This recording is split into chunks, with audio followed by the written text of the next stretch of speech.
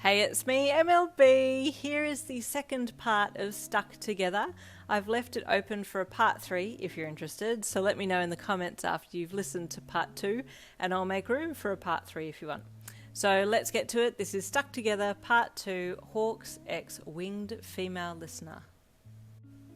Apprehending the criminals was swift and easy, as pretty much all Hawks' villain grabs were, and you had them handed over to the higher-ups in no time.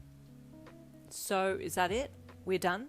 You asked your superior, half sad, half hopeful that you'd be able to maybe keep away from Hawks and prevent yourself from falling under his spell. Not so fast, Hawks said from behind you, as he stepped around you so that he could add something into the conversation that you were having with the superior, his wings just brushing yours as he passed, which made your body tingle. He knows what he's doing, you thought as you tried not to look at him or show that you'd been affected by his feathers against yours. Yes, Hawks? The superior asked the handsome winged hero. I'm suspicious that this bust was a decoy of sorts, Hawks said calmly. What makes you say that? The superior asked. They gave themselves up way too quickly, Hawks said.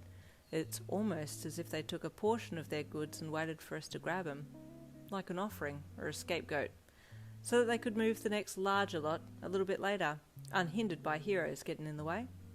The superior nodded thoughtfully, running his tongue along his upper teeth inside his closed lips as he mulled over Hawks' words. So what do you suggest? He then asked the wing hero. I suggest Yin and I stay on and continue the stakeout, Hawks said, and you felt your heart leap in your chest, but you didn't move. He probably already picked up on my heart rate increasing through his feathers, you thought, stealing a glance at him. I think Yin is thinking the same as I am, he added, slightly more loudly as he turned his head and looked directly at you, because she reacted to my comment just now. He had baited you, and you bit down on your teeth to stop from showing any outward signs of embarrassment at being caught with an elevated heart rate.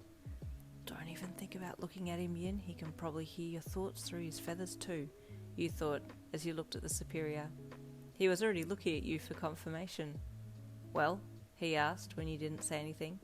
Do you agree with Hawks' hypothesis? The ball was in your court now, and you could feel the smugness radiating from Hawks. He had you pinned.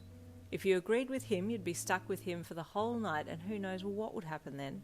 But on the flip side, if you didn't agree with him, then you had to say why. And if a larger shipment of items got shifted and it came back to you being the one who let them slip through because you didn't believe that they still had more to move, then you could be in the firing line as a spy or cohort of the villain organisation and could face interrogation and scrutiny from the authorities. You sighed heavily, then nodded. Okay, fine, let's go with Hawks' decision, you said tensely. The superior looked at you funny, but you ignored it and looked at Hawks, who had a smug look on his face. Wipe that look off your face, you hissed at him. I don't know what you're referring to. Is it the look of happiness that I get to spend more time with you? You ignored him and turned away. I'm going back to the bunker to settle down for the night. Hawks, post your feathers around here so we have ears on the place, you added before walking to the door, then outside, and jumping up into the sky. You needed to get away from Hawks to figure out your game plan. You had already caved to his charm once tonight. You needed to work out what you wanted to do now, because knowing him, he would want to pick right up where you'd left off before catching the villains. Do I ignore him now? You wondered as you flapped your wings slowly and descended, alighting on the doorstep of the small cabin and unlocking the door to enter. No, that's mean. Or is it though? He might like that. What if I just... Your internal monologue was rudely interrupted by the sound of flapping wings behind you, and you spun around just in time to see Hawks land outside the door. Part of you wanted to run and lock the door on him so he couldn't come in, but you decided against that, as he had a key. You're back quick, you said, trying to find a reason to send him out again. You need to put your feathers out, so that we can... Already done it, he replied with a wink as he walked in and took his outer tan jumper off. What? Already? You asked. At my signature top speed, baby, he replied with a wink, dropping his jacket on the bed and walking towards you. Hey now, you said, taking a step back and flicking your wings forward, pointing their tips at him to stop him from walking any closer. Whoa, he said calmly. Why are you so uptight all of a sudden? I thought we had something going back there. Hawks, you always get your way. You never consider others, you said, blurting it out before you had a chance to interject a little bit of tact into your delivery. Ouch, he replied with a slightly wrinkled nose, like he'd just burned his finger on something hot. That was a sharp attack. No, listen, You know I just broke up with my boyfriend, and I need some time to figure myself out. I don't think we should do anything. It's just going to complicate my feelings. Your feelings? He asked. If you don't have any feelings for me, then it wouldn't complicate things, correct? Wait, I don't want to say anything. I'm going to need a lawyer. Oh? He asked, a smirk on his face as he placed his hands on your still guarded wingtips and smoothed your feathers down with his fingertips as he stepped between them, moving into your personal space. Hawks, you said in an unsure voice as you stepped back and pulled your wings in behind yourself. You know I like you, he uttered lowly. You know I know how to take care of myself, and you. Hawks, Maybe you are right.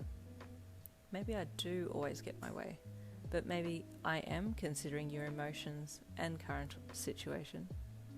Like how? You asked, semi-arced up as he backed you up against the wall. Your ex. You told me all about him just before. I know what he put you through, but you know I can look after you. You know I'll have your best interests at heart. You let out a little resigned sigh. You knew he was right.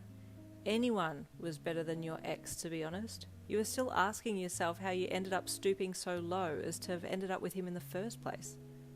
He wasn't winged, Hawks then said randomly. Yeah, so? You replied with confusion. What's that got to do with anything? Everything else aside, did he know how to please you? Hawks asked, placing a hand on your hip, then stepping closer to you, mere inches from your body. You could feel your body heating up. The physical attraction your body had to his was insane, and you knew he could feel it too. Did he know how to touch you just right? He slid his hands up to your waist, his golden eyes watching your face as you stared into his face defiantly. You fought the urge to step into him, not wanting him to win.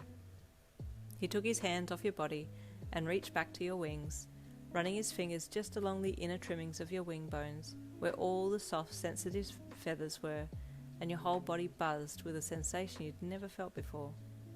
Although you managed to keep the pleasured eye roll in check, your eyelids did flutter a little and Hawks saw. I have wings, he said, so I know how to please you. He then ran his fingertips out along your wings, and you let them open out so they could continue his movement unhindered, but as he stretched his arms out, he had to step closer to you to keep touching your wings, and that's when you couldn't hold back any longer and reached up to kiss him on the lips. It was initially a closed lip kiss, then turned into a tongue kiss, and when you pulled back he gave you a quirky smirk. Is that my kiss, to promise that we'd continue this later? He asked cheekily. And there it ends. Next Wednesday's one-shot will be part 2 of the Mr. Triple Hugs' one-shot, Sunburn. Mr. Triple Hugs is Shoji, for those who are like, who on earth? So hang around for that one. See you then.